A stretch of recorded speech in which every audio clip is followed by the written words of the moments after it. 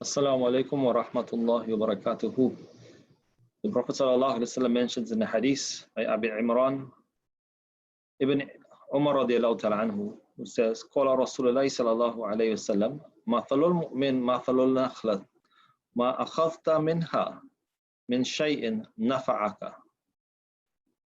The Prophet sallallahu alayhi wa sallam mentions the example and the similitude of a believer is the example that is given to the date palm tree. Whatever you take from it, min shay'in, from anything, nafa'aka, you will find some benefit from it. Indeed, looking at this hadith and a subsequent hadith to this that the Prophet ﷺ also mentions in his love, he mentioned in his words, he says, Inna min shajarati shajarata la yasqutu warakaha fa innaha mathalul Muslim. He says, certainly there is a tree, such a tree that its branches does not just fall, fa innaha mathalul Muslim, and its example is just like the Muslims. Fa hadithnu ma hiya, and it was asked, tell us what is it, meaning what is this tree? Thumma qala hiya nakhla, it is the date palm tree. In these both hadiths, it gives a very important and interesting point towards us as Muslims and as families, that Allah subhanahu wa ta'ala compares each and every Muslim to this tree, not that we are a date palm tree, but the benefits that one would get from this tree, subhanallah, that every part of this tree has some use and some benefit. In fact, the Prophet ﷺ used a date palm log as a means of a member which cried as one of the mu'jiz and the miracle of the Rasul ﷺ at his time, but it was used for that purpose of the Prophet ﷺ delivering his sermons. Apart from this, the date palm tree was mentioned in relationship to Maryam alayhi salam, that Allah subhanahu wa ta'ala told her to shake the tree, subhanallah, date palm tree, that Allah caused miraculously that it would be shaken and its fruits would drop with the motion of shaken that she did, and it palm, the dates fall from the tree, that was a benefit to her in many ways of its fruits.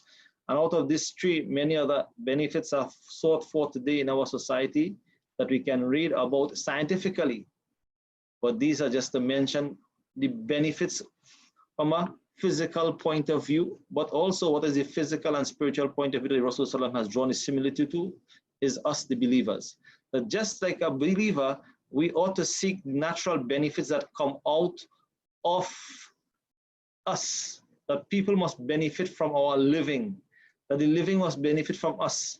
And all of what a believer does and express and say, and what a believer contributes to society, or whatever we contribute to our family, or whatever we contribute to mankind in general, there is some benefit, some use towards mankind. But subhanallah, Allah subhanahu wa ta'ala uses us as part of His creation, and not only for that, but also by our usefulness to the creation of Allah. Allah subhanahu wa ta'ala in return causes this creation to be a means of benefit to us in the life of the hereafter. Even when we leave this world, our children will make dua for us, our wealth that we'll spend and do things of good in this world will return to us as a benefit to us.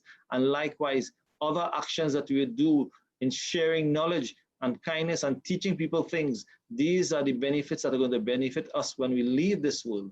So this blessed month of Ramadan, as we have reached and bypassed the first half and starting the second half of the month of Ramadan, indeed it's going by quickly. Remember, let our deeds be a means of leading others to the path of goodness, and let our deeds be a means of such that every one of it is a means of benefit for ourselves and for others, inshallah.